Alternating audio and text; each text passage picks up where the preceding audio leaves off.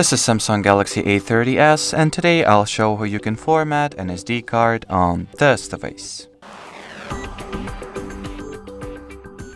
So to start, you will need to launch Settings. Here find and enter the storage category, or first you'll need to go into the battery and device care, and from here open the storage section, or category should I say. Now scroll to an SD card here, make sure that an SD card is selected, not internal storage. Once it is, tap at these three dots, go into Advanced,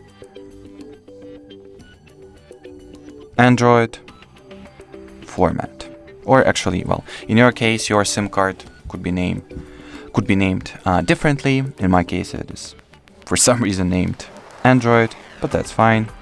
Just once again, go into your SD card preferences, format SD card. Now wait for this process to be finished or to be executed. And as you can see, that'll be it. So thanks for watching, thanks for your attention, and bye bye.